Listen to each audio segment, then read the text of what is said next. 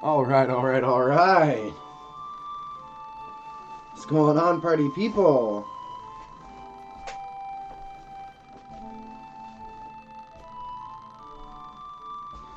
Alright, I'm wearing a scarf. It doesn't match my outfit, but it's cold, so I'm not taking it off. Okay, ready? Here it is, alright?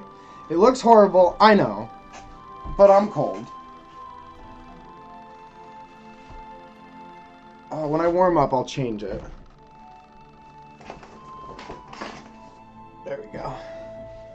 Alright. Hey, Juan. Oh, hey, Lurker. Lork.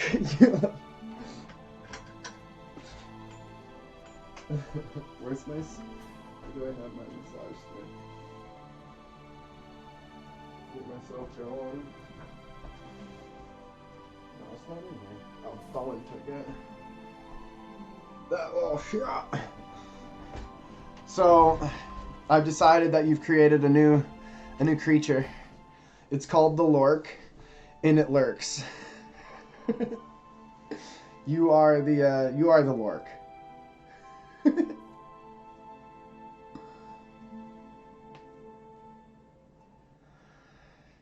Okay, all right. Welcome everybody. It's me, and we are chilling once again. Gonna hop onto some Daggerford, and we're gonna just keep hammering away. As I said last time, I have a few PDFs that I've been working through, reading, and kind of just milling over, and yeah, I'll show you one of them I'm currently working on right now. It's called Under Mount Ilfern, and this is an old Advanced Dungeons & Dragons module. It takes place in Daggerford, and it tells a story of a similar story to the one I want to tell, right? It starts very simple and quaint with some members of the militia. People get secondary jobs, like I was proposing. They deal with a few lizard raids and kind of defend the walls and have a couple expeditions out into the marshes around the city. They are on a caravan duty where they have to escort a caravan on the tradeway. And then the Duke, who just so happens to have his sister kidnapped at the last dinner with guests by a local lord, hires some select members to go on a very specific quest for him under contract and pay. On this quest, they find some nefarious doings that leads them to Mount Ilfern, which is a mountain range just northeast of Daggerford up the river on the way to Succumber. You've seen it several times if you've been watching my streams. And under this mountain they find, well, let's just read it. More than 1,000 years ago, Ilfern and Laughing Hollow were part of what is now called the Fallen Kingdom. This was a flourishing kingdom of gold elves, moon elves, and wild elves, with a substructure of dwarves who did most of the crafting and mining. The rise of several strongholds of evil spelled doom for the kingdom.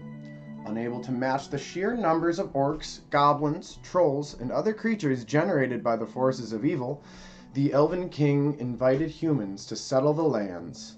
The humans willingly allied themselves with the kingdom and fought long and hard against the evil creatures, except of course for those humans who decided their best interests were with the forces of evil.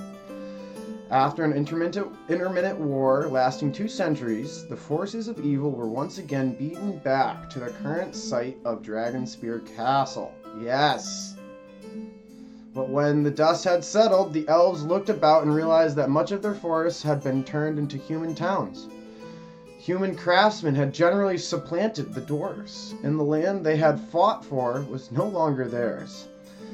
Sadly, the elves moved far to the west, to the Evermead Island. The dwarves have yet to replenish their losses from that long war, and live mostly in seclusion. Today, little is seen or even known of the fallen kingdom of the lands of the trade cities. Humans tried to establish their own kingdoms, but the smaller kingdoms lasted just long enough to establish various hereditary nobilities, such as the Dukes of Daggerford. They eventually disintegrated in dynastic struggles, which left all claimants dead. Oops, who's the new Duke? One of the most important places in the Fallen Kingdom was Ilfarn Mountain, located north of the area now known as Laughing Hollow.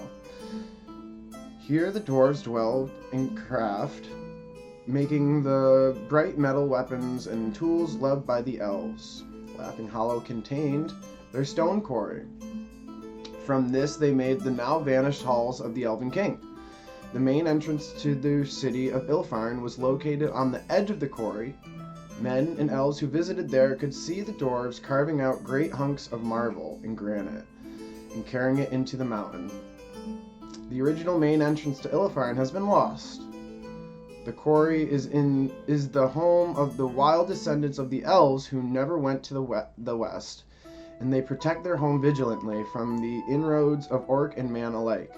No one knows if there are still dwarves in the mountain. Recently, a band of a dozen adventurers set out into Ilfarn. Only 3 returned, all of them wounded. They reported there's some typos in here. It's making my reading kind of not smooth. They reported an ambush by an overwhelming number of orcs in Laughing Hollow. Only an attack by wild elves drove the orcs off. The elves refused to talk much with the adventurers, simply telling them they should leave. The elves then faded away, apparently in search for more orcs. The call to Laughing Hollow. The main entrance to Ilfarn caved in centuries ago as a result of the last-ditch defense of the complex. None of the current inhabitants even realize it exists. However, this is all about to change. The shaking earth. You are on militia duty when you feel the earth moving under your feet. Sections of the wall buckle, with the posts pointing upward at strange angles. But the binding holds and the wall stays together. The catwalk behind the wall breaks off in a couple places. The north wall shakes with mortar and the loose stone flying everywhere, slowly, inexorably. The north wall collapses as you watch. Its supports give way, and as it falls, you can see workers caught under the wall. You hear their continuing screams as the dust settles. To see if the PCs manage to stay on their feet, yada yada. Much of the north wall on the second story of the barracks has collapsed on Dervil Ironeater's brother, Dervin Stonecarver, and his 2 sons. Ooh, good to know. Oh. Okay. So 2 cool things that we've just notated is that there's an old quarry in the Laughing Hills. There's a collapsed entrance to a old dwarven ruin. And there would be remnants of elves in the Laughing Hills as well. But this is a long time ago. Plenty of time has passed since this.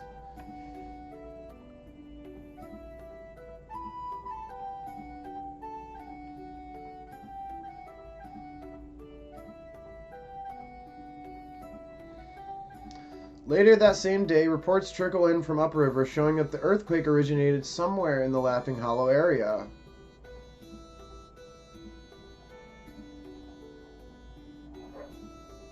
Reports come in from upriver farms that cattle, sheep are dying, and riverside crops such as flax and rice are failing. What's more, the river has changed color to a billowy green. The council immediately orders the town to cease using river water and only consume water from the cisterns and town wells.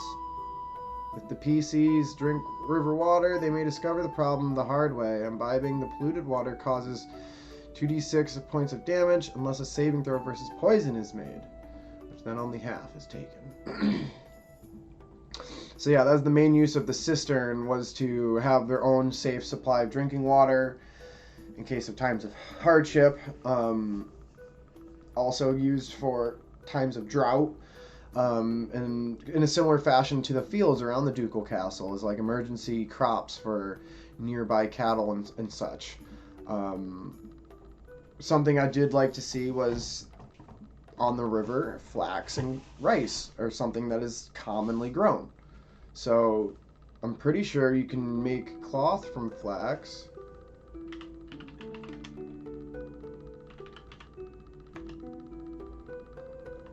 Yes, you can. I was correct. Similar to hemp, you can use that for clothing. So this might change some stuff here. This might change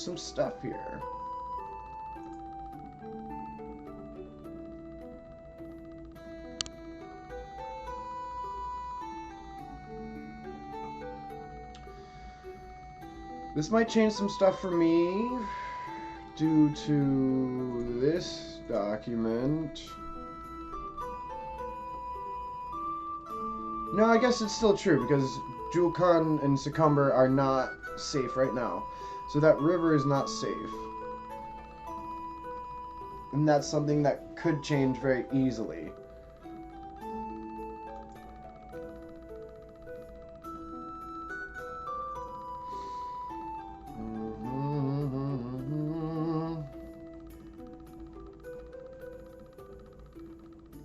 Okay, that was something that we figured last session about after reading up on Julkoon, and Succumber.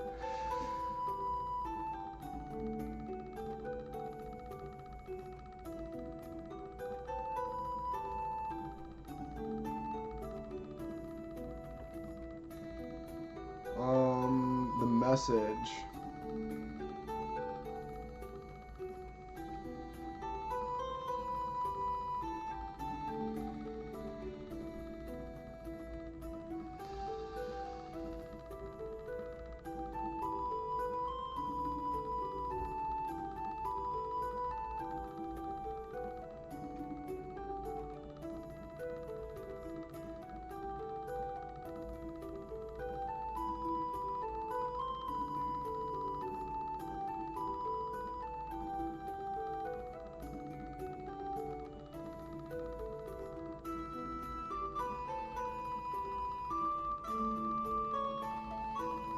Okay, I'm just kind of power reading through some of this to try and see if there's more entrances to this quarry, not this quarry, this Dwarven kingdom.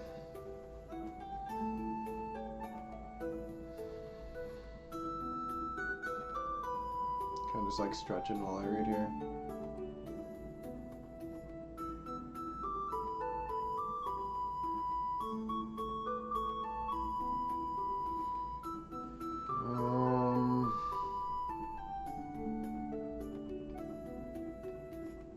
When the PCs reach Laughing Hollow, they are met by Melindrock, who welcomes them and suggests they camp outside the mountain so they can enter at the crack of dawn. Come monsters, yada yada.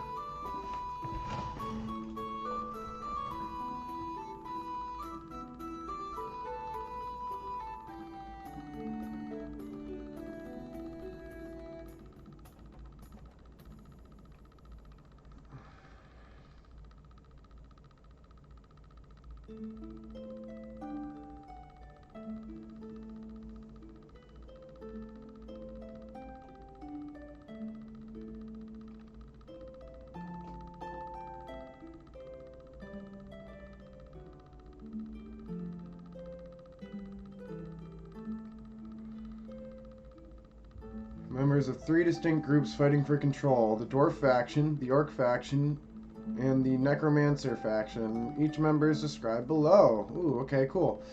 The last of the dwarves, along with a few gnomes, are led by Derval Ironeater's brother, Corin Ironaxe. In all, 21 dwarves and 5 gnomes are left. The brave band in the occupation of Ilfern some 3 years ago. There were originally 11 others with them, but have all died in combat. Horn's family has tried to protect Ilfarn since the main body of dwarves left many centuries ago. They had occupied Ilfarn for hundreds of years until about a century ago, when the lack of numbers forced Derval to bring his family out of Ilfarn and take up residence in Daggerford. But Corrin disagreed. He felt that dwarves should occupy Ilfarn, so he led all the allies he could find back into the Warren 3 years ago. When he did, he found that orcs had occupied part of it. These days, Corrin is primarily interested in recovering the crown of Dervin, the ancient dwarf king, and bringing it out of Ilfarn to honor in a more defensible place. Unfortunately, Corrin's family has lost track of just where the crown is located. The PCs arrive in Ilfarn with sigils given to them. The gargoyles on the balcony in room 41 are alive, and he doesn't know any other way except by a long-lost refuge of King Dervin. There used to be a bridge stairway to the battlement, but that was destroyed by invaders centuries ago. He encourages them to find this place and promises them all the help he can give. If the PCs ask for mapping help, he can give them general information about all of Ilfarn except the refuge. If they don't bring sigils, he's suspicious.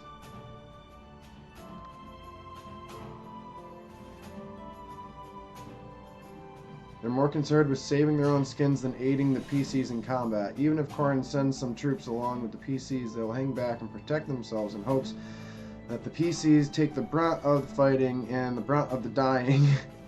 Corrin figures that the more orcs and bandits that get killed without sacrificing the line of dwarves, the better.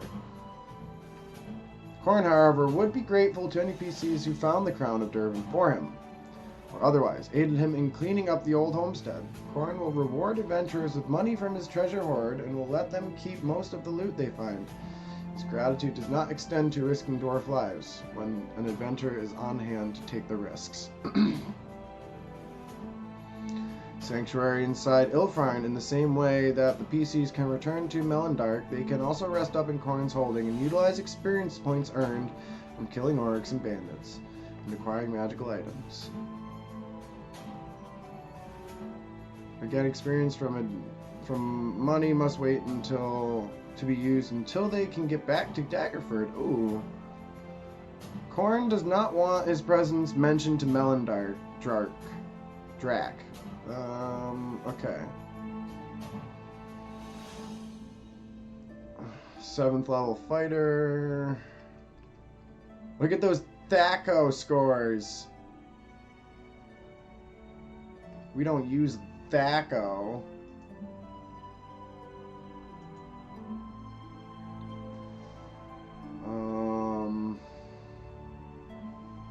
A force of bandit adventurers led by Kelthus the Dread, a necromancer with 3 apprentices, and Jorikul, a half-orc priest, entered Ilfarn about the same time Corrin did. They entered through the collapsed roof, leading to and began a slow exploration, running into orcs and dwarves almost immediately. However, they found some good loot and are here for as much as they can get. Kelthus will gladly make a deal with anyone who wants to make one with him. However, it's unpleasant negotiating with someone who smells like an open grave, and of course, they can't trust Kelthus. If the mood strikes him, he is likely to kill anyone to whom he made an agreement with.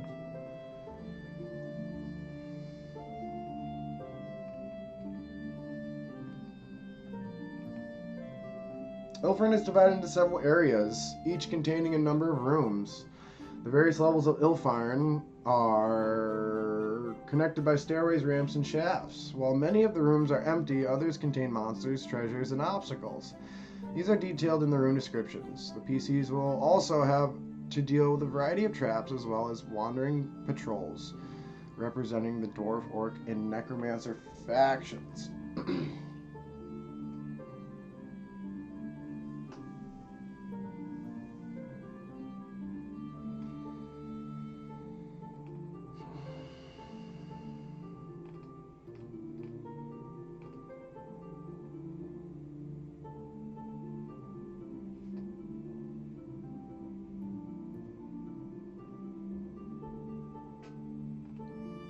1, 2, 3, 4 floors.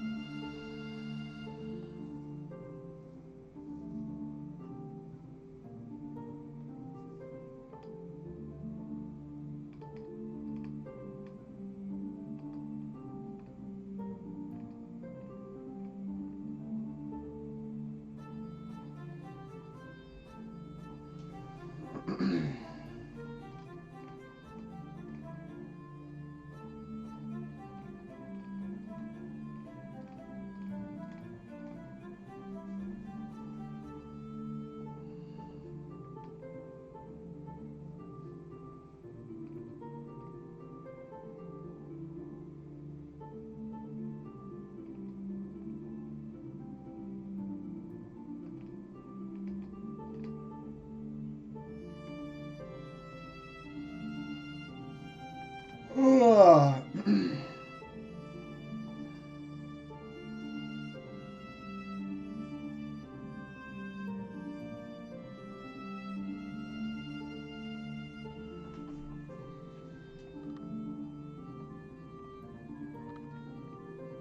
Let's see, orc entrance.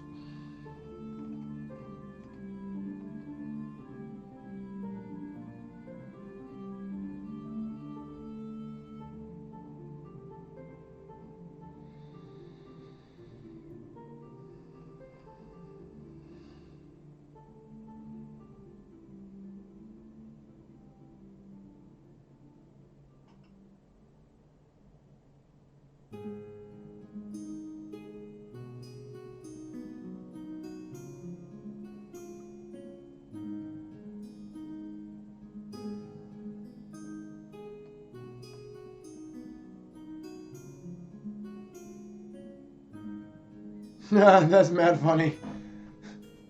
So there's like some nasty water coming out of their spigots, and you're supposed to just shut it off. But you could also maybe turn on the fresh water and have that start pouring. And then, of course, the dwarfs will get mad at you because you're wasting their reserves of water.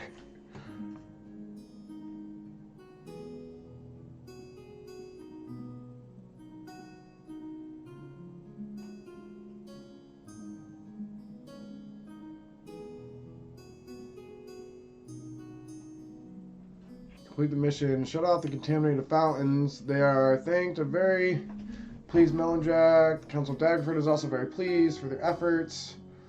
They'll each receive 2,000 gold and 500 experience. Failure to complete the mission is another story. Well, we just assume that the campaign was successful. So they shut off the water. Well, these are all secondary to shutting off the polluted fountain. They can, for instance, recover the religious artifacts and return them to the doors. Corn is especially interested in the Crown of Durban. If the PCs get it to him, Corn and his followers are loyal to the PCs for the rest of their days. The PCs are free to keep the items they have found.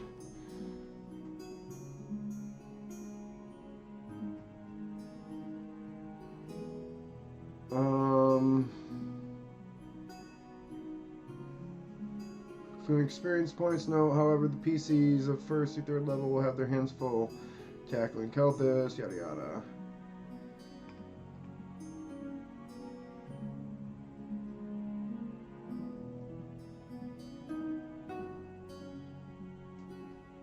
Wipe out the Orc and Necromancer factions, assuming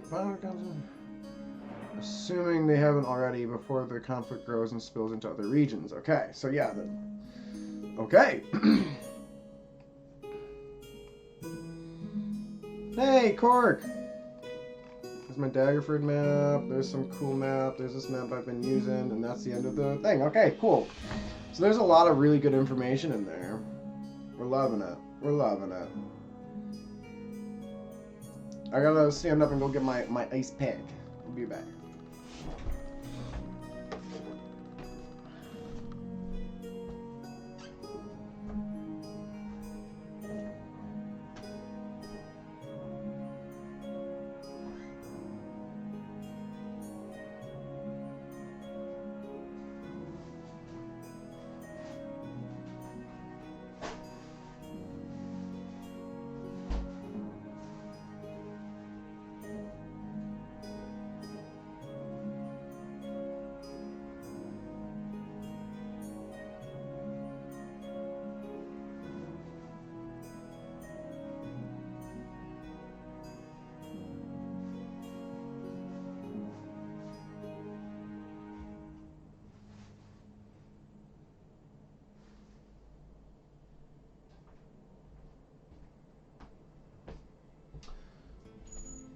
Okay.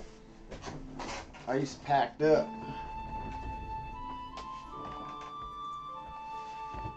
Let's see here. So these maps can kind of just like hang out. That's fine. Just across from the Laughing Hollow.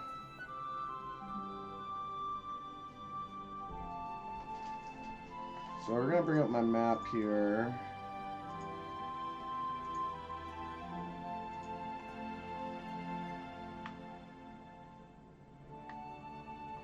I'm gonna grab myself another one of these. And right here is where Mount Ilfern is.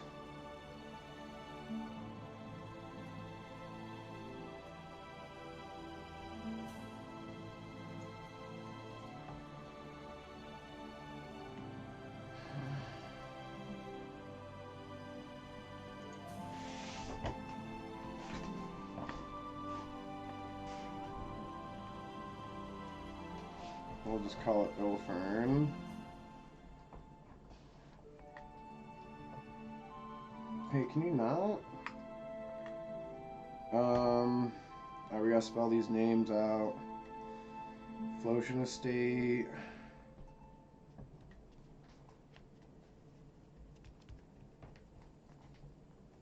Do Flotion Estate first. Open recent.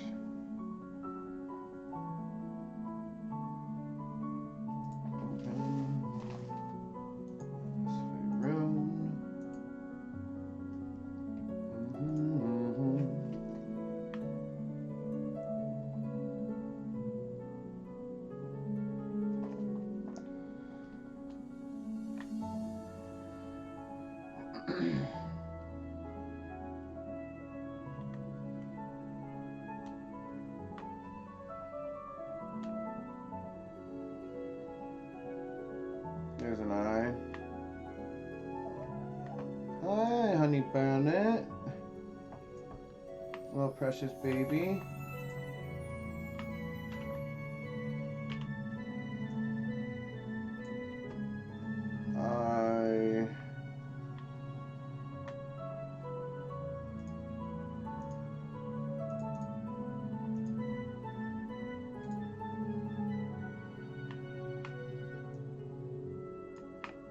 Double L.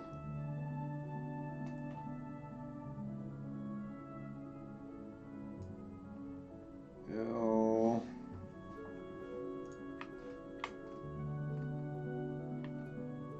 E. Farn.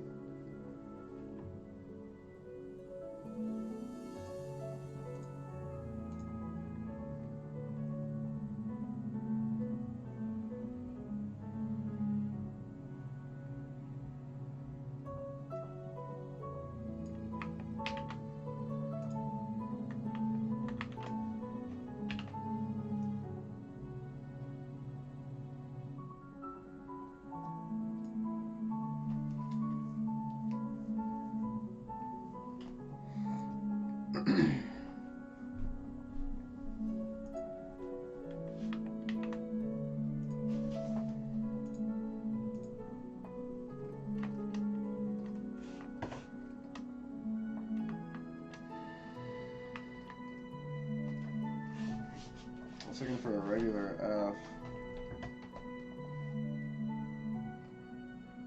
Might be hard to find.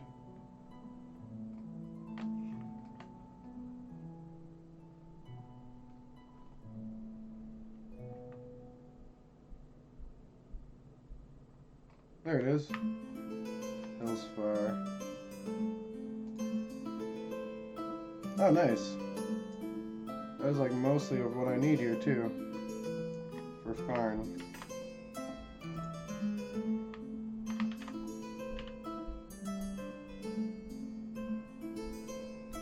If I just need N.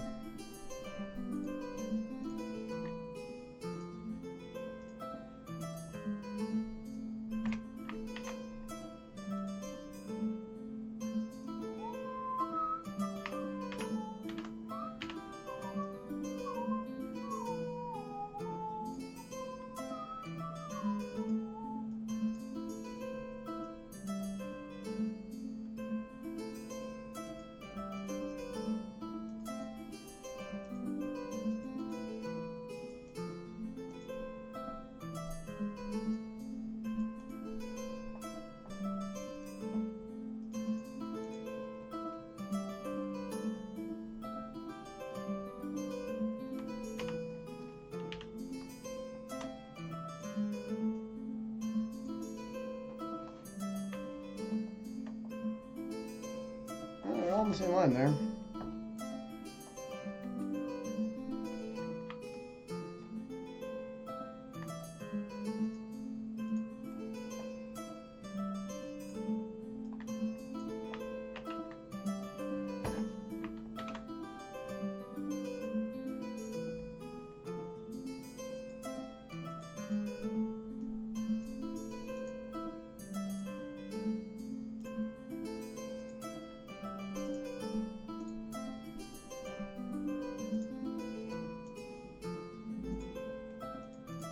There we are. Oh, actually,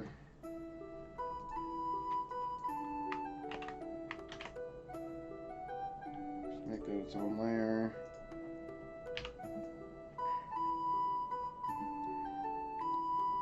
I'll find like there. Do some erasing.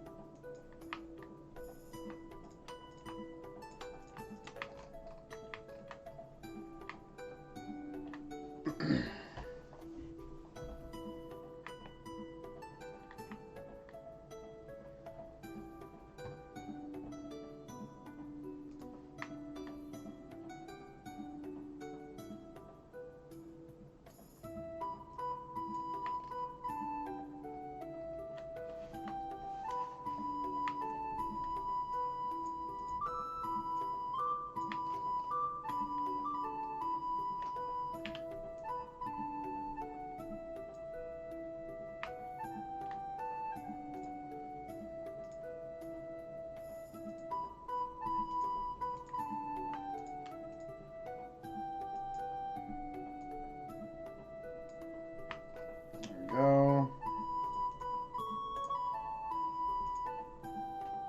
Now we can merge this down to map. Just these new ones.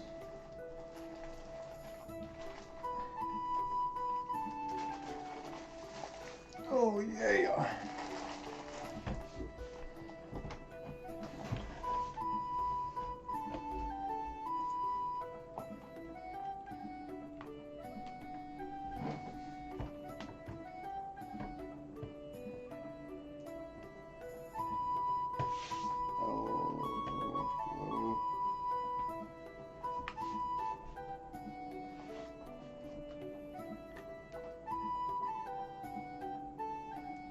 Capital F.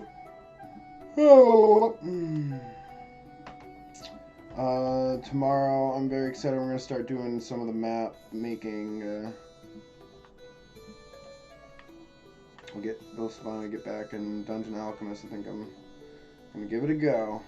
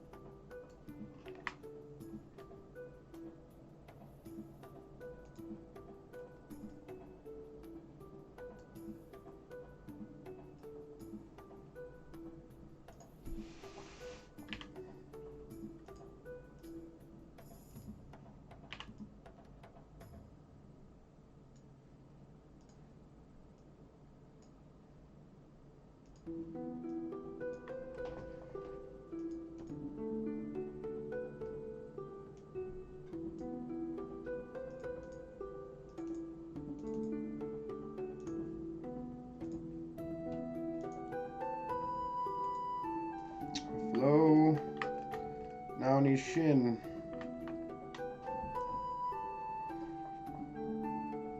Flotion.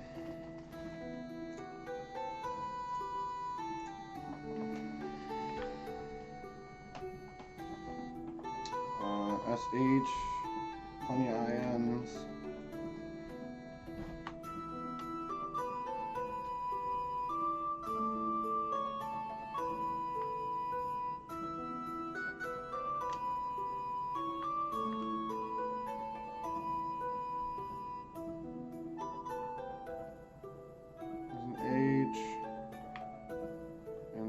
Just separate.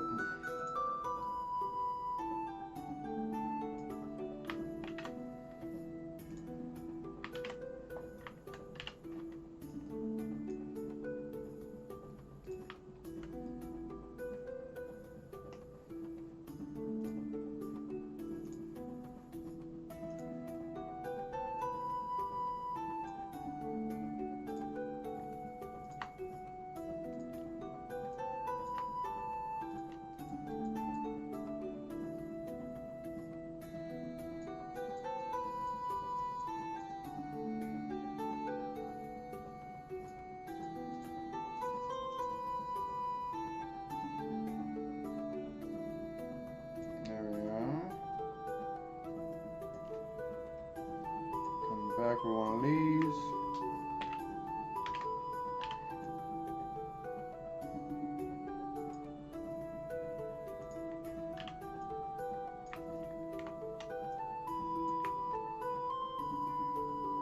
Damn it.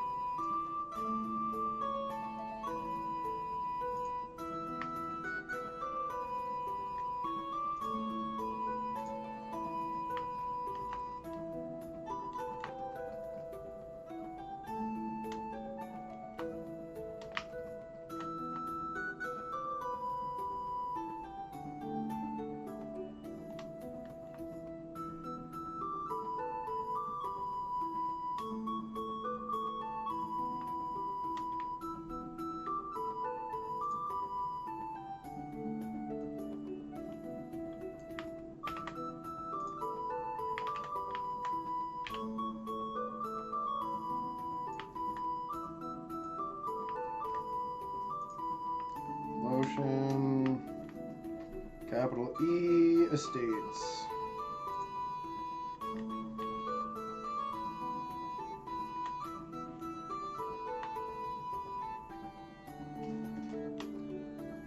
Easting. There we go. That's 3 letters for me there.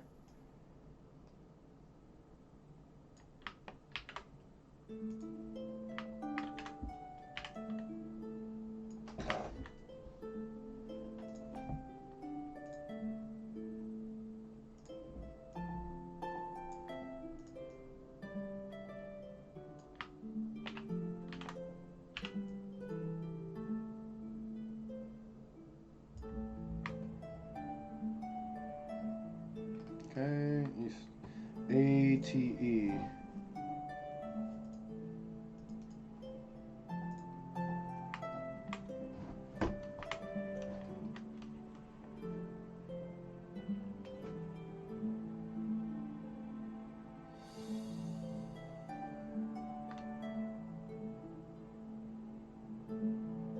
It's kind of just like a fun word game I'm playing. Yeah, ATE for gate. That's a big win. This was way easier than I thought it was for estate. I was a little worried. I'm like, ooh, estate's kind of a big word. I'm like, Or Flotion estate is kind of just like, it's 2 words, it's a lot, right? Estate gate.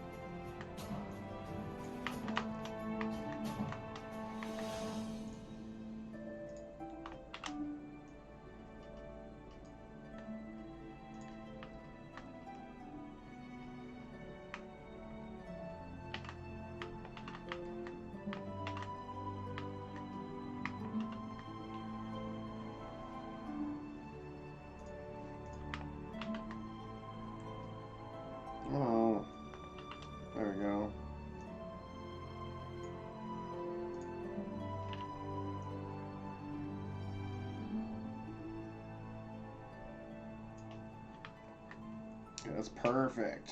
Beautiful. I guess we can make Ilfarn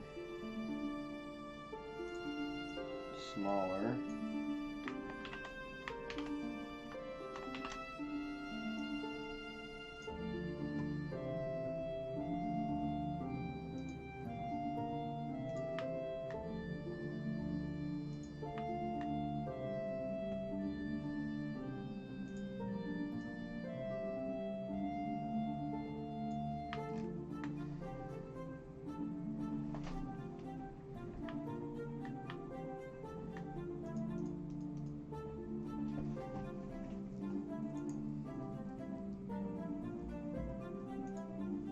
Okay. The climbing stair. The House of Stone. So I have an old dwarf ruin. I have an old elf ruin. I have these two places, which we'll find out. The House of Stone. Let's go do our due diligence.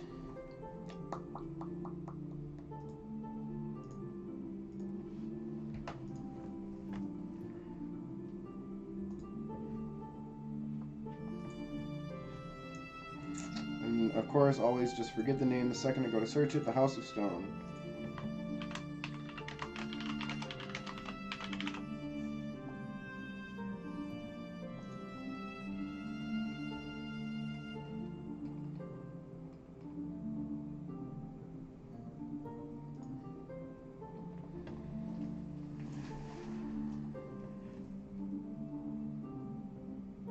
House of Stone, a ruin. Which one's House of Stone?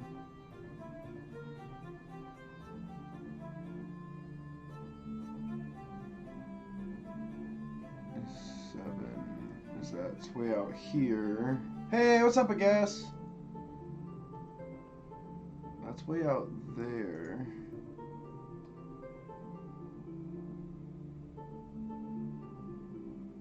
I'm just trying to reference the difference between Potions Estate, which is, yeah, okay, it's like this forest is super shriveled up.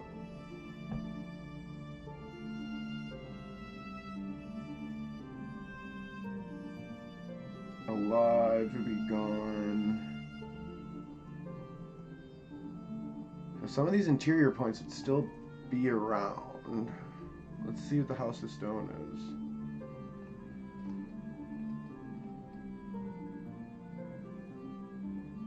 Oh, look at the Old Kingdom.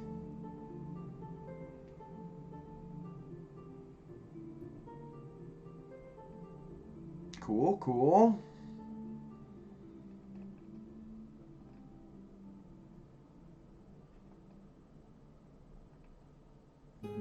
Yeah, house, not the house. HR fallen to. Okay, here we go. The House of Stone, also known as Stone Run, oh, look at that thing, was an immense square tower on the eastern edge of Ardeep. By 1372, it had been abandoned for at least a decade. Rumors of treasure, hoards, and artistic wonders drew adventuring bands, despite its deadly reputation. An elf calls the deepest wood his own. A human everywhere may I roam. But a dwarf just wants a house of stone. Oh, that's a good little tale. Notable occupants, undead, formerly dwarves. 100 miles. The exterior and main structure of the fortress were built with huge blocks of brownish gray stone. Walls are 25 foot thick. The roof and some ceilings were much less robust. The squat tower was a square with a flat roof. The interior of the keep was best described by the late adventurer of Miratma, who characterized it as disordered, meaning that all the rooms were of different sizes, shapes, architectural styles, and decorations. It was impossible to determine how many floors the tower had because the rooms, halls, had varying ceiling heights and connected in a three-dimensional maze of stairs, ramps, lifts, secret doors, and hidden passages. In addition, some walls were movable and some rooms could be raised or lowered, so portions of the floor plan were not static. Time and conflict also took their toll on the structure. Sections of the roof were broken, crumbling, or completely collapsed, and some rooms were pillaged, looted, or torched. Despite this, treasure hunt, the House of Stone contained many decorative fixtures that were either too large to remove or were part of the supporting structure.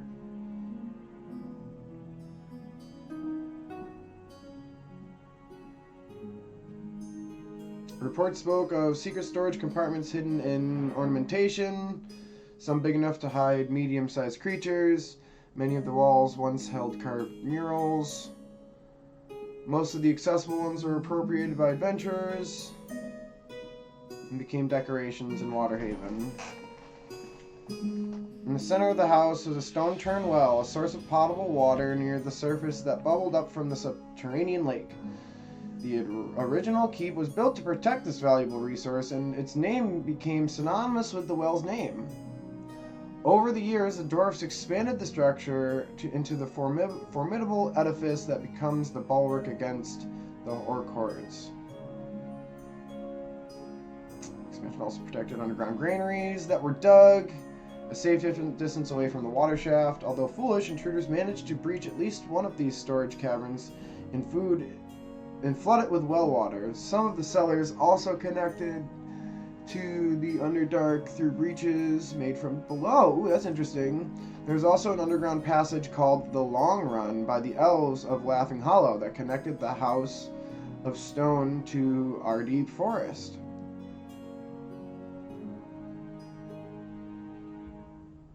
The House of Stone had been left unguarded for at least a decade. Portions of the citadel open to the sky were dank and dirty, and devoid of anything of value could be found on the corpses of previous visitors. Deeper inside, the rooms were typically dry, dusty, decaying, and equally empty.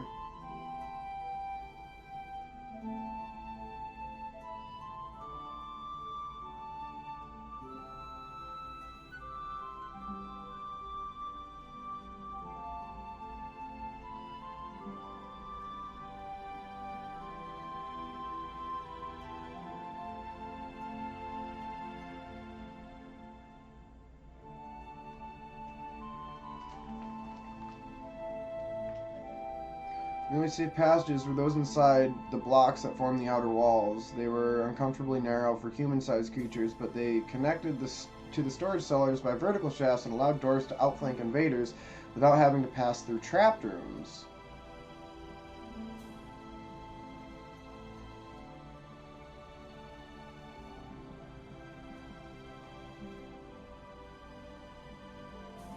Still had loot guarded by magical wards and undead warriors. Elminster noted 2 swords, one that could shoot lightning bolts and one that could make its wielder through a dimension door, were carried into the house at some point in its history, and to his knowledge never re-emerged. He also described a small set of ornamental plate armor made by the elves for the Princess Araveli that was covered in sapphire cabochons and intricate groven work. Reports from the survivors of the expeditions into the house describe silent, harmless phantoms of human elves, dwarves, that run past, armed in haste as if to battle. Another corroborated story told of the chamber holding a small forest of trees, wrought entirely of silver. The leaves were said to jangle and chime when gently disturbed, but turn to dust if broken. Items made of silver brought into contact with one of these trees became immediately cleansed of all tarnish. The House of Stone was subject of ballads, poems, and jokes across the Sword Coast north, and these suggested various wild stories, possibly based in reality, of the house being the entrance to the city inhabited by the undead or beholders or company of bandits, all physically corrupted in horrible magic ways. 13th century, the rooms are overrun with undead, ghouls, shadows. More than one entrance to the Underdark could be found within, and its denizens frequently wandered up into the building. I think that is awesome. I think this is an Underdark little campaign spot. Little bada bing. I'm good. My back's a little sore today, I guess. But I got, you can't see it, but I got the, my ace peas. It's like it's entirely, like, it's like, I feel like my back's like all warbly.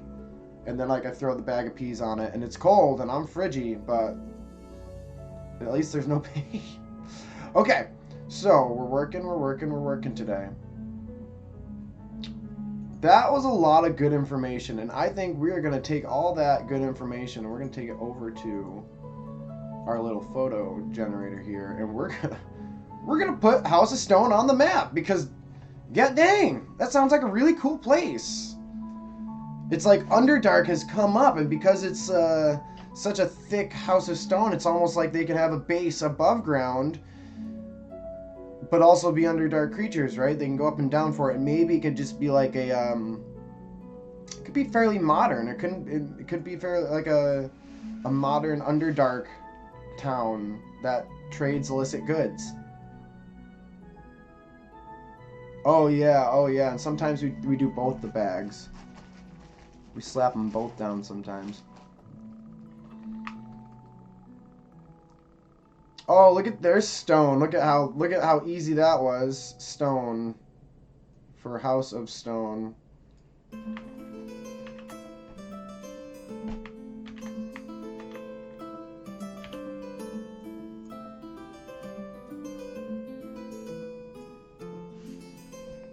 La la la la la la.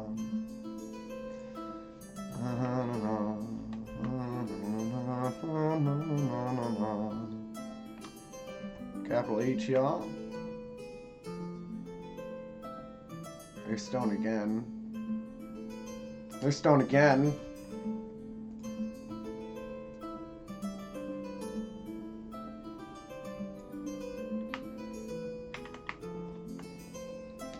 I need an house for house.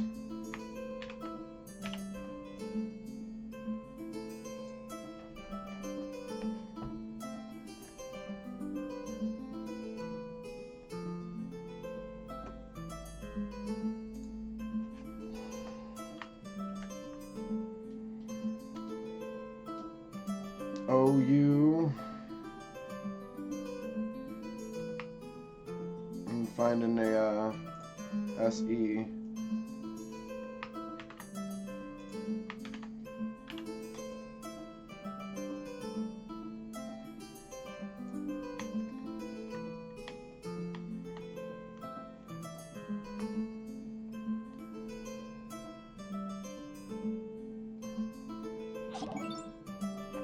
Oh, hey, thanks for the follow. That means we got a new person in the stream here. And that is, forgive me for the pronunciation, Gregor Z-Man. No, I got that one. Gregor Z-Man, what's up? Let's see. I am currently scouring this map of Faerun for an S and an E, so that I can then go and continue making my 5e relevant lore-based map. It's kind of like a zoom in on a portion of the map that is a fairly fun place to play. There's a lot going on here on the Sword Coast in Daggerford. Oh, it's an SE, but it's an ES. There it is. Never give up. Badu. Okay, we're going to move this over to here. And now we have spelt the word house.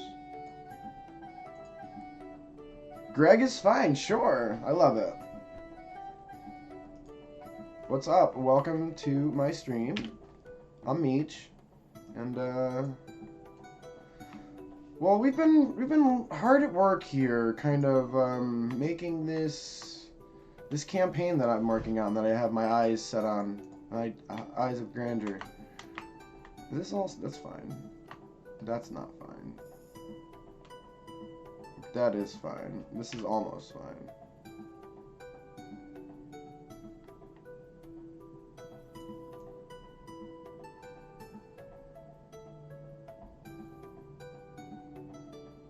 There we go.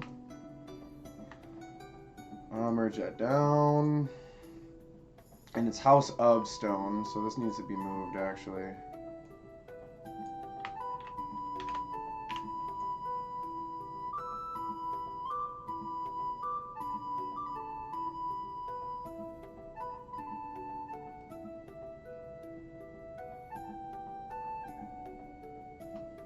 something like, I think that, I'm going to straighten this up a bit.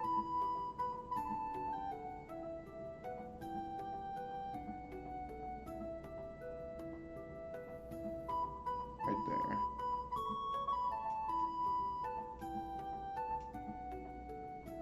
There we go. Beep. You gotta find an OF or of, but not a big capital one like I just saw there.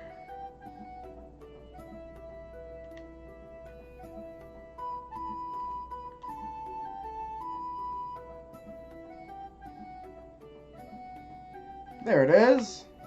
Sea of Fallen Stars.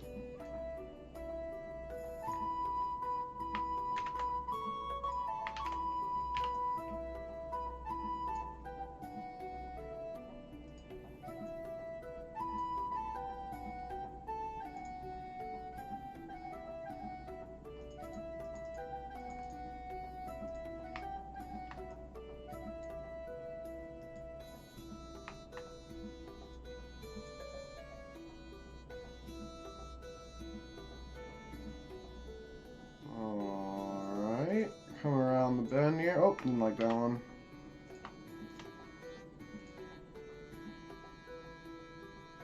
Yeah, well, I mean, that's kind of what my channel's all about, Greg, is we are a bunch of DMs, and sometimes we got a lot of ideas, and sometimes we don't. Sometimes we want to share our ideas, and sometimes we want to see what other people got going on, right? You know, it's really nice to just have a back and forth for your inspiration pool. Because sometimes it runs dry. And like you'll definitely hear me say it a lot on my channel. Like I'll the same thing here. Like I'll just run dry. Like I'll have nothing. And like my world build feels boring and I can't find anything, or I just don't have the energy or the want to write something. And like don't ever force it, you know? Like let it come naturally. Just go take a break, go take a nap, go read a story, you know, and then like lo and behold, because we're nerds, like that inspiration will come back around, you know, like you'll just be having a dream and be like, oh, I just came up with a really cool character idea. Or you'll be at dinner and you'll be like, this would be a good encounter, right? Like it just comes to us sometimes, so don't force it. Nurture it. But yeah, we what are you working on? What's your current project, I guess, for well, I guess we could ask that. Do you play Dungeons and Dragons? Or do you play a different system, Grego? Oh, Greg. Another follow. Thanks, nerd. Sakura, big Naruto fan. Yeah. Sakura, I should say. Sakura.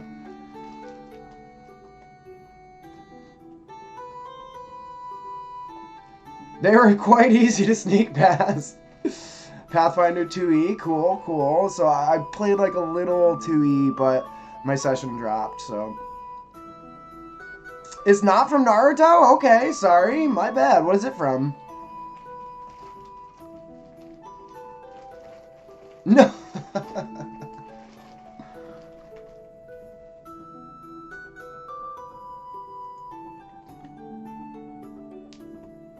Let's see. Not that one. This one. There we go. Come up and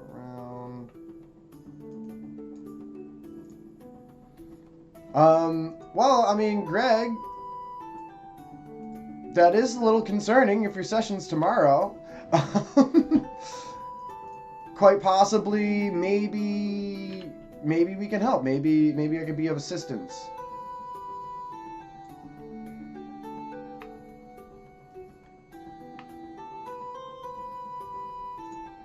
Maybe we can kind of quell this writer's block.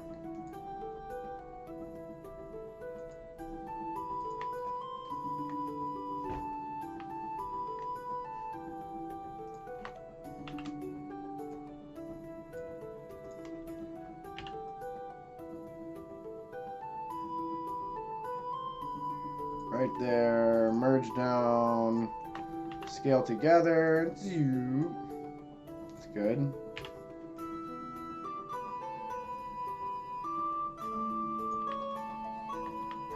Perfect. It's coming along. It's originally from... Who would have snuck past your guard?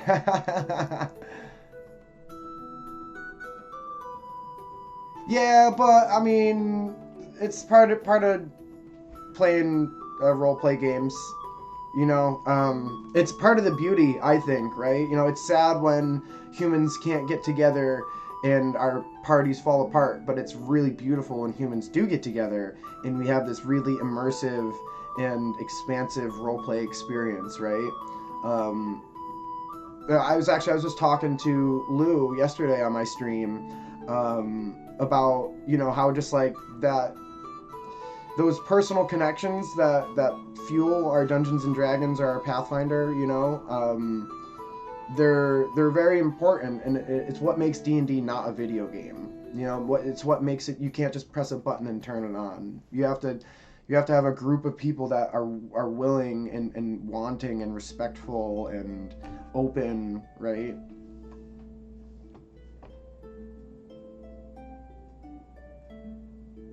Nice, that's awesome. I've had several long-standing campaigns. One of them just ended the beginning of the summer of last year, but we're coming back, so it's just a hiatus, which is very exciting. So I'm excited to bring back the Lore Master as my DM. They're amazing. They're really where all my inspiration started.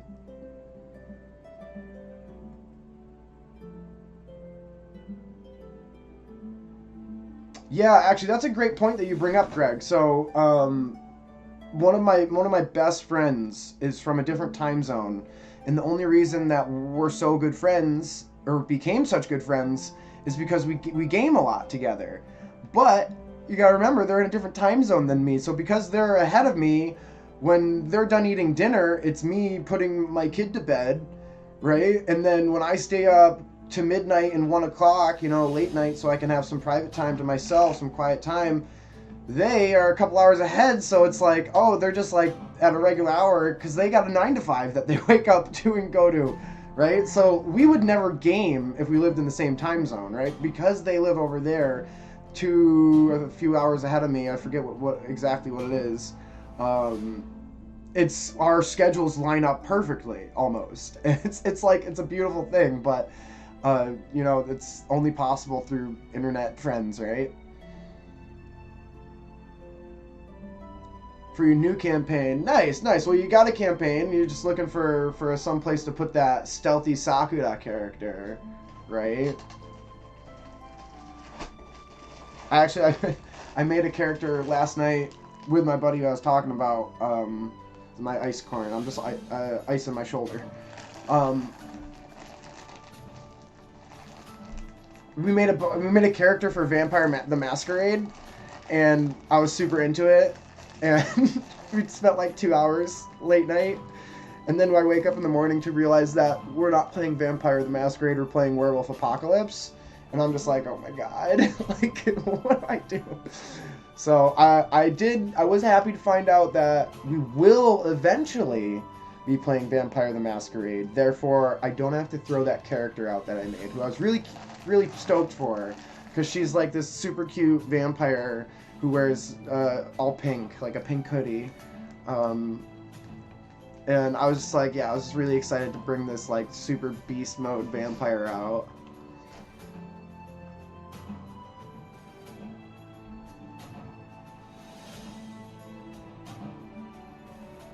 And Dragon Queen... Is there multiple parts to Dragonlance? Because I'm playing Dragonlance 2 on my Monday night stream. But am I currently playing Dragonlance Shadow of the Dragon Queen? Or is that like a different Dragonlance?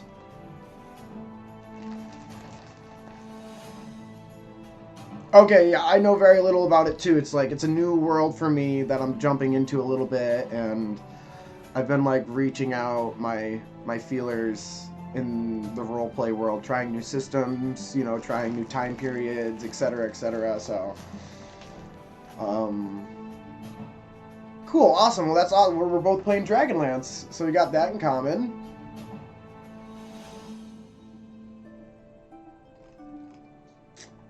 Da-da-dum, dun, dun, dun.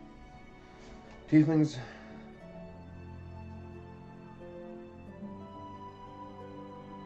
Yeah, so there's a lot of lore that like it sits differently, right? Because of the time frame. Like I think like you're right, tieflings don't exist. Magic is few and far between. Um, it's a low magic setting. Dragons are rare and are presumed to be stigmatized to be evil because not very many metallic dragons had come about in that period of time. And this is actually something I just found out. You can check my VOD at YouTube. Like last night we were playing, and my character, I'm asking my DM, I'm like, what do I know of dragons? I'm like, what? I'm like, it's like I'm role playing this like low magic person that's like super like blown away by just this magic fire and this teleport spell, and doesn't know how to react to any charm. And then dragons come up, and I'm like, well, do I know what they are? I'm like, I don't know. Have I maybe I like heard my characters heard stories of it? Yeah, so everything's like, but what I do love about Dragonlance is if you are willing or want to be a knight of the Solmania, you get a lot of really cool additional abilities and features. So yes, there is some limitations on the races and such, but they do give you some extra stuff for having such a structured kingdom, and some of the abilities are really, really good and really cool, and I can't wait to start using them. I want to become a knight of the Order of the Rose, which I believe is the highest order. Yeah. But I mean, that's just the setting, right? And I think that's why a lot of people are drawn to 5e, is because it's so easy to kind of push yourself forward 100 years and just say, hey, there's Warforged and Tieflings and Artificers and all these like cool things. Or you can go back a few hundred years and kind of just play it with regular races and stuff, you know, like you can kind of play 5e however you want, so there is no limitations. Dragonlance, because of the setting and the story, there are some limitations. You know, not everybody in the party can be a caster, because that would be like so ridiculously rare. You know, like there's only a few casters per city, and their power it varies. It's not like there's like these like super powerful wizards all over the place. 2 rogues, 2 sorcerers, and 1 bard. And you, what do you play? I gotta go put my ice back in the freezer, but I'm watching chat. Oh, there's my old man noises as I get up. Arcane Trickster rogues, nice. I love rogues, and I think they can be played so many different ways. I'm super partial to Thief Rogue.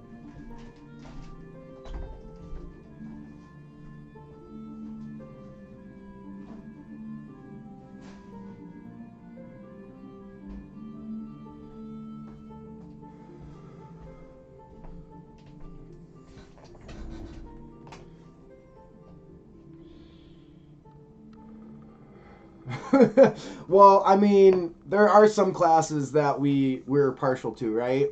I like me, for example. It's not a specific class, but more of a play style. I am obsessed with Gish, and I love doing, like martial caster combos. I'm not too familiar with Pathfinder. I only played a couple sessions, and I played a Magus, so like a Gish, right? So there I go again.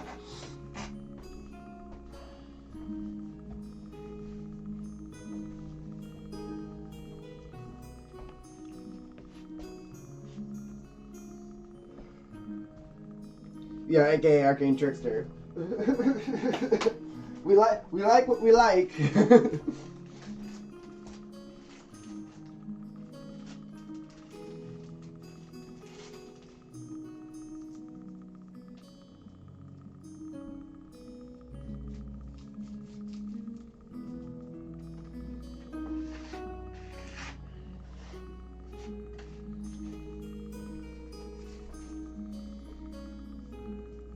Sad forever DM noises. No, come on, you gotta get yourself in a game, Greg. Hey, we got another new person. Misu. Name's kind of like my name.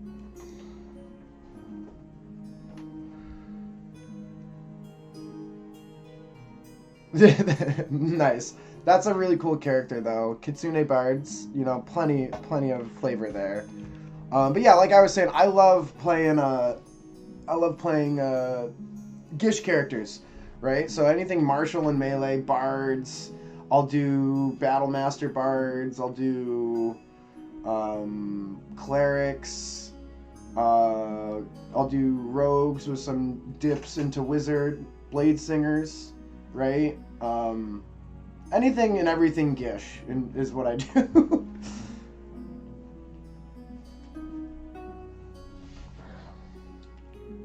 So it's, is it Mesu? I like Mesu or Misu. Is there a me or a May? All right, what is our last little bit of research on this map? And look at how full this map has gotten for me. Look at this. Look at that. Look at that, right? So this is everything that wasn't here. We go to the big map, right? So this is just Western Faerun in its entirety. Pulled this off D&D website. And then you come in here and, you know, just like you zoom into Daggerford and there's not much going on, right? But this campaign is all about Daggerford. It's all about the nitty-gritty of Daggerford. It's about, you know, maybe reestablishing Ilfarn as a place of power so that they can hold towns like Julkun and Succumber, which would gain access to flax and rice for the city. It would gain access to more stone, would gain access to maybe some lucrative metals, maybe some gems, right? A small kingdom of dwarves that might be, you know, able to be reinstated. Crom's Hold is super important because the Lizard Marsh needs to be controlled, and if that's not controlled, then Daggerford's pier and port system goes away, right? If they can't control this access to the ocean, then that's not good for trade. So we have all these really cool, interesting spots that all have lore behind them, and we're gonna go look up another one right now. And this is called the Climbing Stair.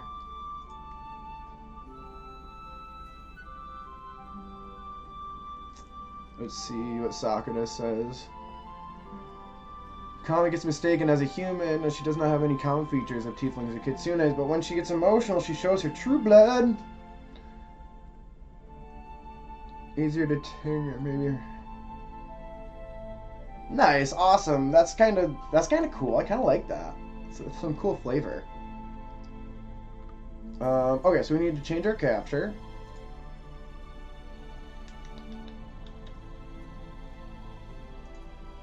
Going to Forgotten Realms fandom.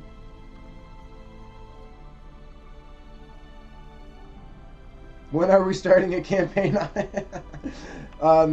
Soonish. I don't know. This is going to be my first professional attempt at being a dungeon master. So I guess I'm trying really hard to make things clean and have things pretty fleshed out. Because this is a bigger upbringing, as my last 5e homebrew campaign took place in the Roaring Desert, which was like super abandoned and like minimal life, like really ancient history, old ruins. Daggerford, however, is an up-and-coming metropolis city on the center of the tradeway in the middle of the Sword Coast. So it's like there's a lot more going on. And I'm also finding, now that I've done all my research, that there's a lot of campaigns and modules that start in Daggerford, or things that go on in Daggerford. So I've been using some of those things. I'm finding more. It's all been a very interesting and fun. Like, for example, all this information that I'm finding right now has come from the Advanced Dungeons and Dragons module under Illifarn. The House of Stone, the Climbing Stair.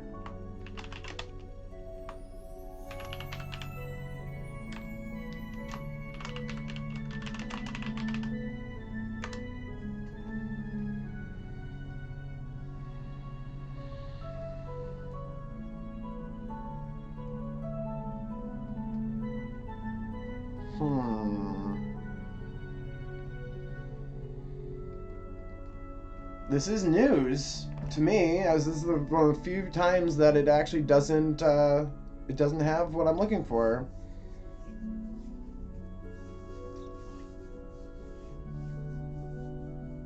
I don't like homebrewing the entire universe because it is kind of just not my preferred way of thinking about things, right?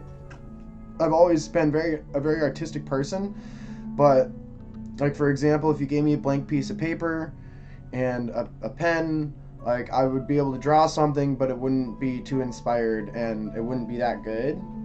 But if you're gonna give me like maybe something to transpose or something to add on to, or like for example when I do Photoshop, I take a bunch of different pieces and I transpose them together. I have a lot of inspiration. I have a lot of ideas, right? So the blank canvas, not good. Prompts and story bits help me. So like that's essentially what I do. It's like I'm like a 5e historian almost, where I'll dig through some of this actual lore that we got here, provided this website, like I wouldn't be able to do this without this website, right? It'd be so much more work if I didn't have this website. Thanks. No, my hair is this is me. My curls. One of my favorite qualities about myself is my hair. Thank you. Essentially, so what I was saying, essentially I'll read the story, 5e lore, Wizards of the Coast, we'll see what's going on in a certain place of a map that I want to play in, and I'll find a gap, or I'll find a void in the story, right? Or even maybe where the story ends, which is more or less what I'm doing with Daggerford. So everything in Daggerford kind of stops around 1479, 1485-ish.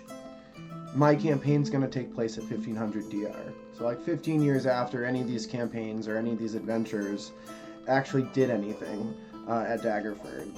Which is kind of cool because I can read under Ilfarn and be like, oh, imagine if the adventurers were successful, and imagine they did, find the crown for Corin Ilfarn, the dwarf who's been, fighting to maintain control with the last 20 dwarves and 5 gnomes of the city.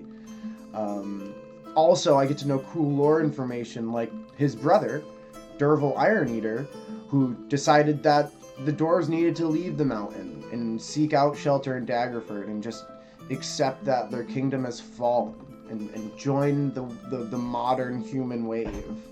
And there's kind of some conflict there now, right? And these are really cool pieces of story that I don't think I would ever come up with it on my own. There's way too many layers. There's way too many history points and stories that exist for that to interweave like that. And I guess if I was to try and do a fully homebrew world, I would assume it to feel a little empty. And what's the last thing I'll say about it? I mean, this is one of my favorite aspects of the way I do my homebrew, by using real lore pieces, is will you guys stop with all the compliments? I can't focus. I love that. So like when somebody else is gonna play a D&D module or D&D content, they will get to see a part of the world and have a DM kind of describe it, and they'll play in it. So if somebody goes to Baldur's Gate in one of their campaigns, they remember that. The person does, the player, right? And when I start bringing these things up in my campaign, not only do they get the description from me and how they're going to perceive it in the present, but if they have history of being to these places, even if it's meta or not, that they can use it or not, but it's more familiar to them. It feels more at home. It makes them more immersed. And it's almost like my secret weapon for immersion is, using these real places, Like, for example, anybody who's run Curse of Strahd would have started in Daggerford, right? And they would have a warm feeling about, oh, this Daggerford we spent 2 sessions in just shopping and getting ready for our Curse of Strahd campaign. Wouldn't it be cool to go back to Daggerford though and like see what's up? Maybe, you know, run a shop or, you know, do some adventures, right? Like, so when you have a completely homebrewed universe, those feelings don't really exist until years and years after, and then only if you have players that continue to play your game with you, right?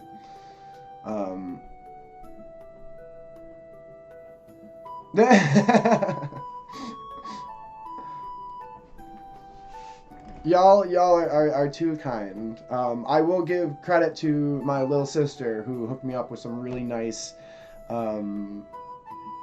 hair care products. So I've been pampered a little bit the past week or so. I'm trying to find the climbing stairs. And I don't know why I can't find them.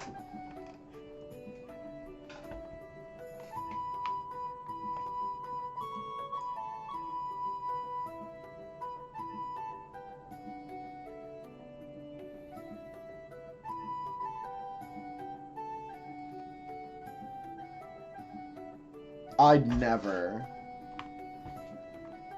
However, I was thinking about using a bot to make me a character art for my new vampire that I want to make, because Hero Forge just doesn't do it justice. Hero Forge is great for my little fantasy fun world, but like a hot, sexy vampire, like edgy vampire character, like it's just like there's no edge on Hero Forge. It's just they're so soft and fun. It's just their style. It's not a knock by any means.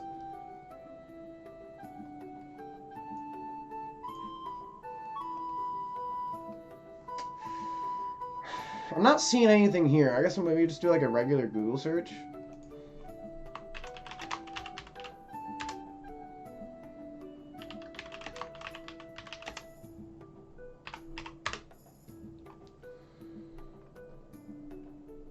Crumbling stair?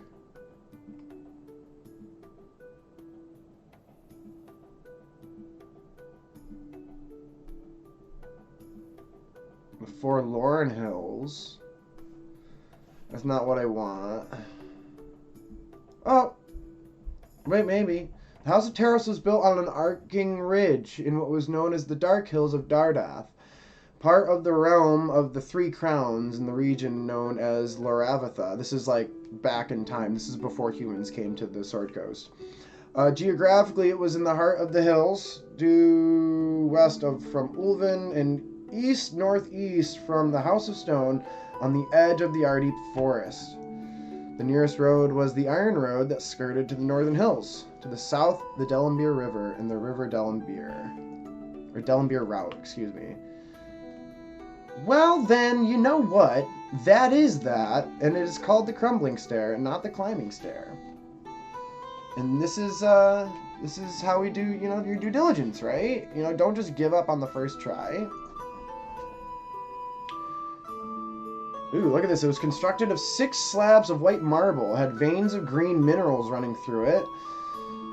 And formed a circular staircase rising to nowhere.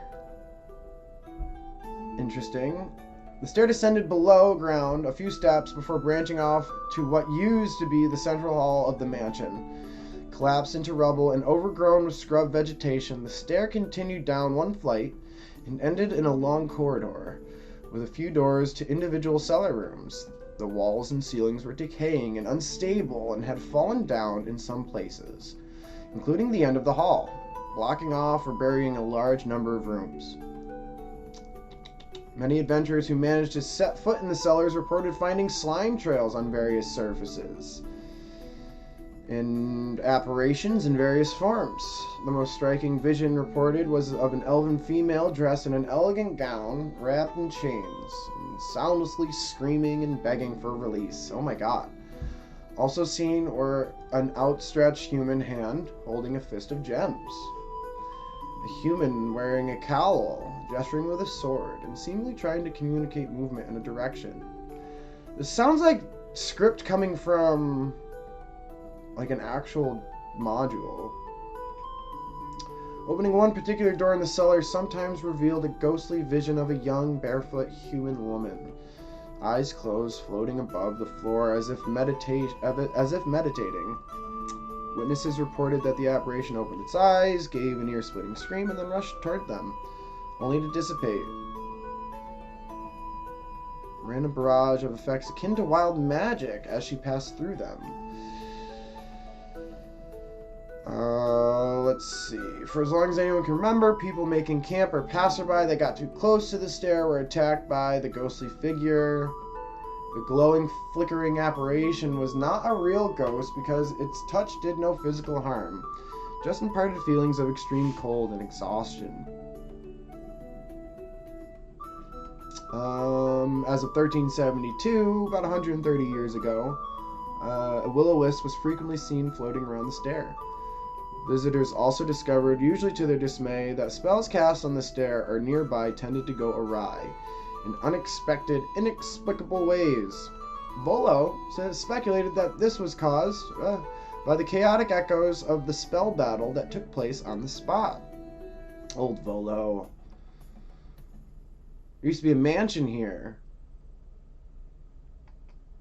Research by Elminster, the sage, determined a fair degree of certainty that the screaming woman in the cellar was the student Jalastra Blunthar, and her apparition replayed her last moments at the time of the attack on the school. Oh, there's a school there.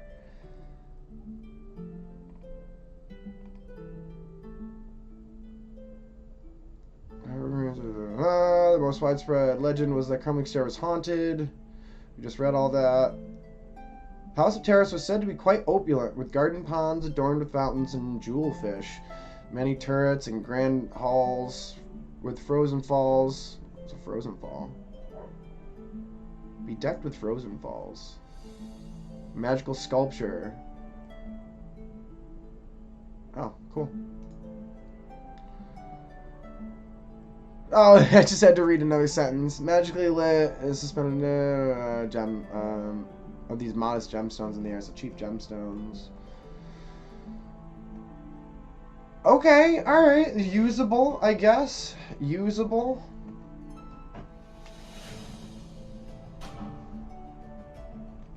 We can use this.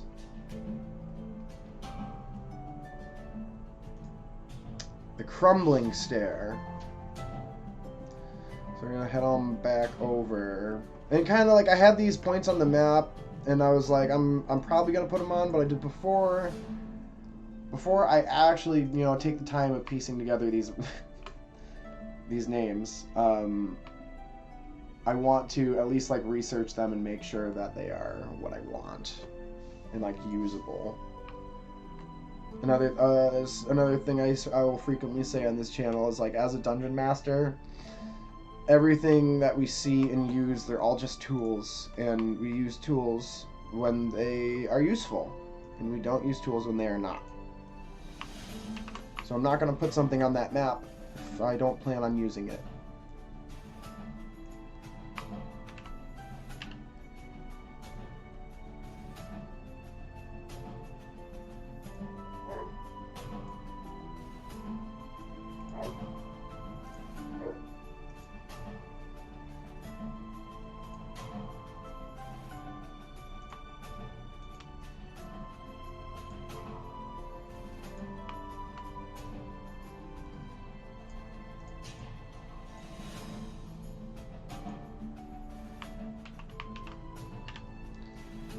Stair.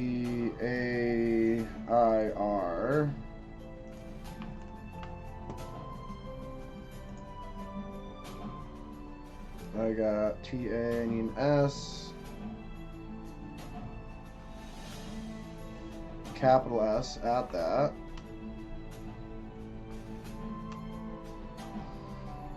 And an IR. I think I should be able to find an IR. Oh, there's a capital B over there. That's good to know. There's capital S.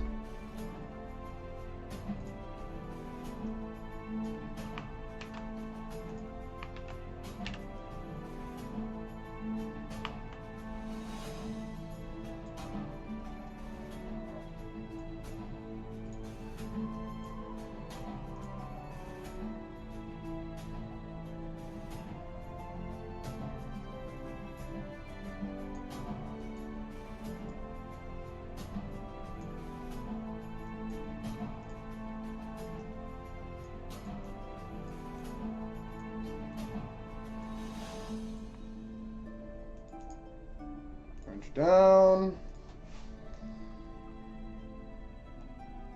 Oh, yeah, you can come to the Lore Masters, Mesu. If you want to join our channel, go right ahead. We are a LGBTQ safe space. We host games. We always need more Dungeon Masters. But we will sometimes play other games, just hang out, just talk about life and be people, I guess. Come be a human with us.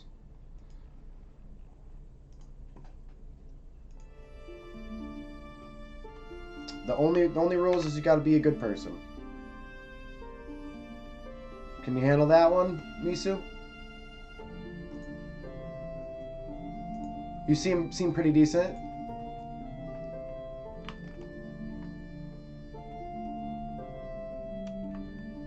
Stair.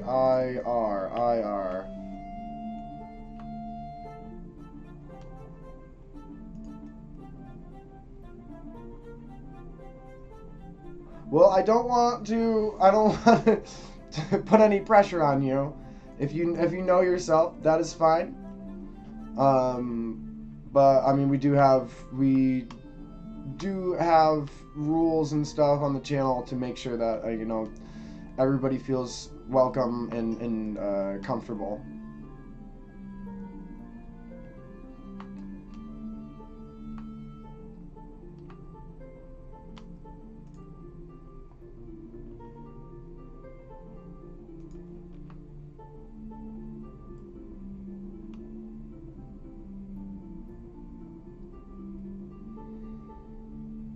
Come on, there's got to be an IR somewhere. There's got to be an easy one.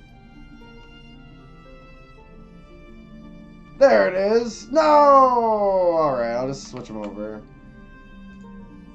There's a capital IR.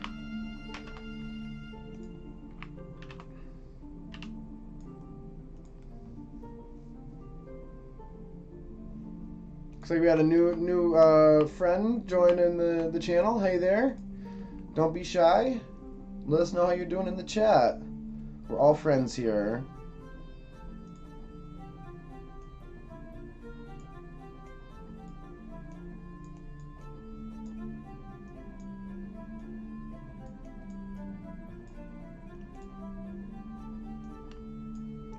Sneak this over. Steer.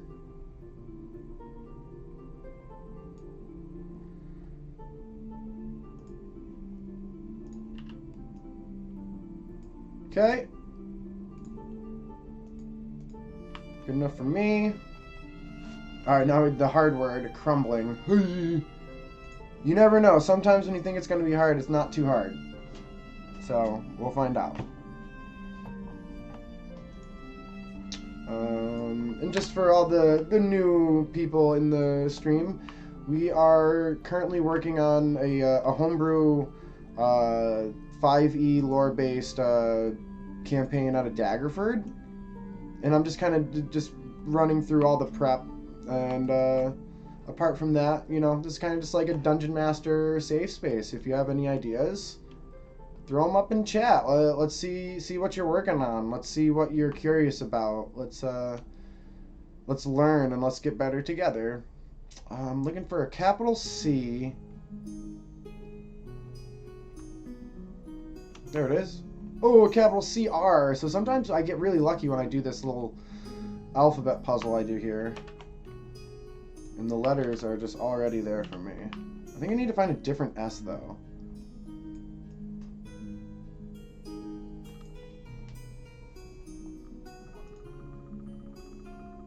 CR. I need a UM.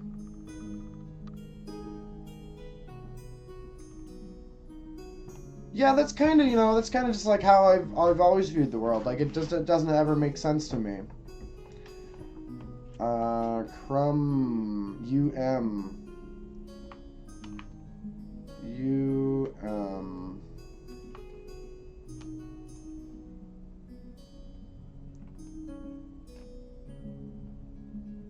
Let's see.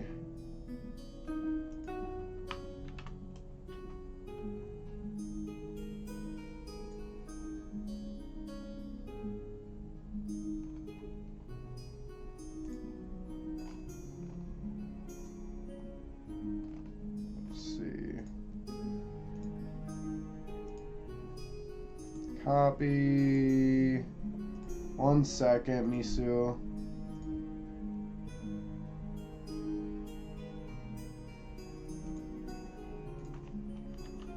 MESU. Twitch.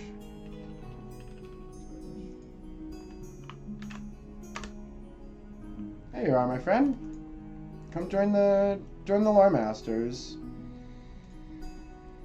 Yeah, we got another one in the chat there. So yeah, this is just this is me making maps for my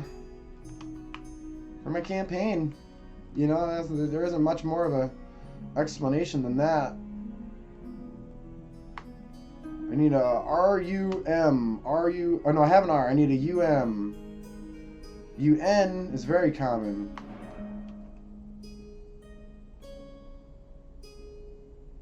I'm giving up and I'm just looking for a little M. No. There we go.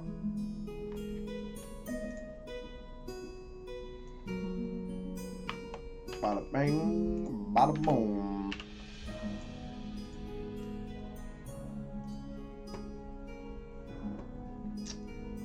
Let's find myself that M. Look at this. Yeah, it doesn't matter. Just leave it hanging out there. Where's my U? Crumb. I have crumb. Now I need bling.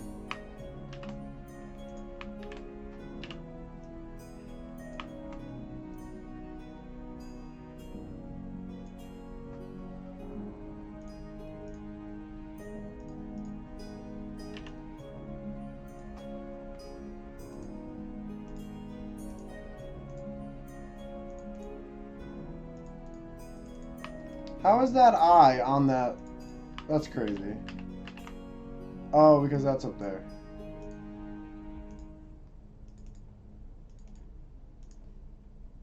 There you go, got crumb.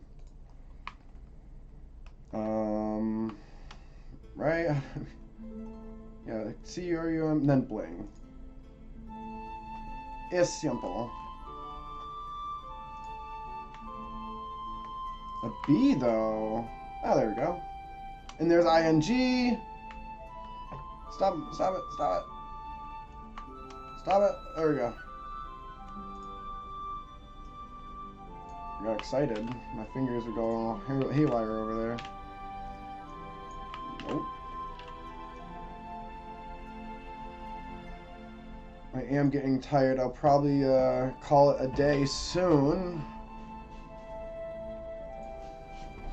But we're going to finish this up, and if anybody has any more questions or things going on, feel free to run them by me now before we finish up.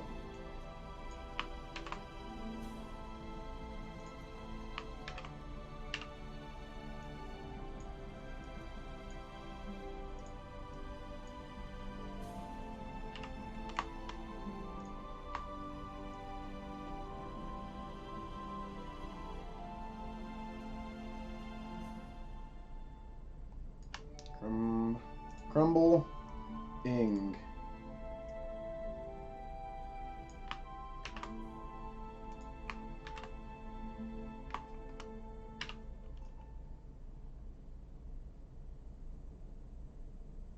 Here we are, crumbling stair.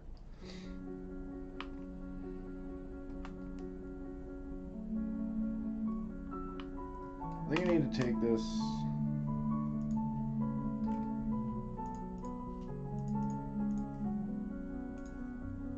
Take this S here, raise this S, because it's great.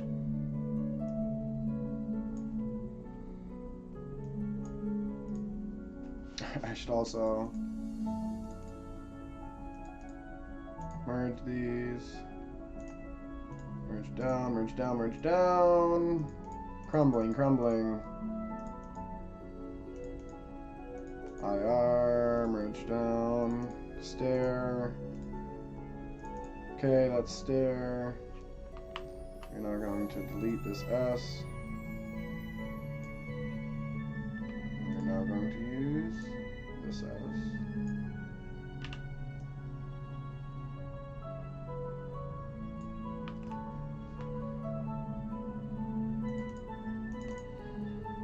No!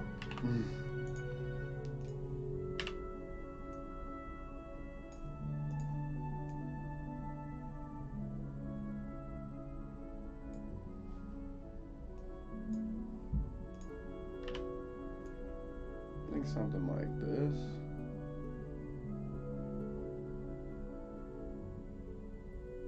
Okay.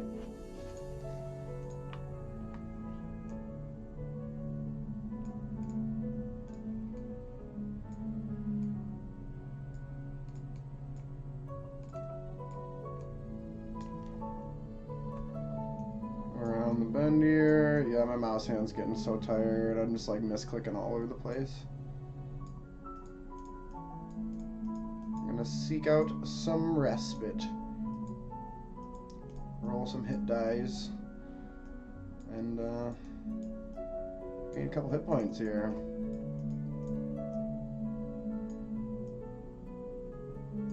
Okay, and stare. I need some love.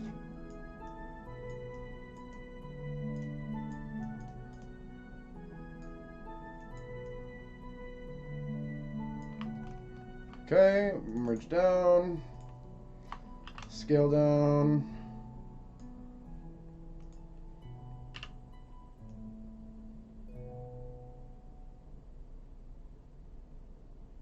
The crumbling stair is complete.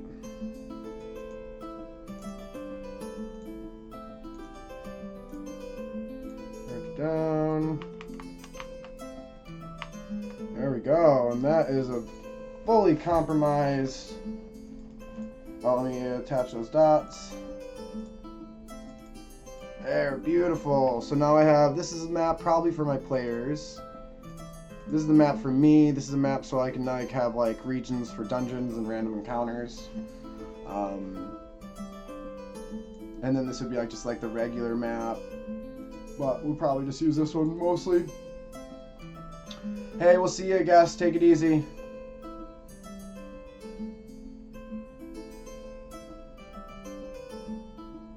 Oh yeah, thanks, Misu. The crop came through pretty awesome this year. It's pretty sad though because I was going into surgery. I wasn't able to process it as well as I wanted to. So it didn't come out in the end after the cure as proper as I would like it, but I'm probably once in a few weeks I'm just gonna start cooking it and throwing it into a bunch of baked goods, make some oil and some butter. But yeah, thanks everybody for coming by. Oh, I think we got 4 of us here. I mean, maybe if everybody's up for it, we could do a raid.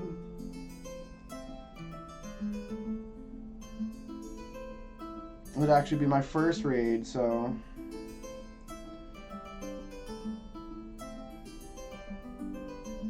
Let's see, raid channel.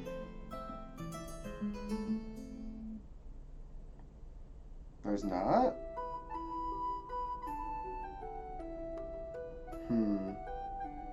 Yeah, take it easy. I stream every day around this time, so give me a follow if you want to see more content. I'll be doing some more map creation too on Dungeon Alchemist, so that's pretty awesome. That's one of my favorites. I honestly I miss it. It's what I was doing a lot of streaming. You can check out all my stuff up on my YouTube. I post all my VODs there. Take it easy. We'll see you over on the Lore Masters, Misu. Bye, everybody. Be good.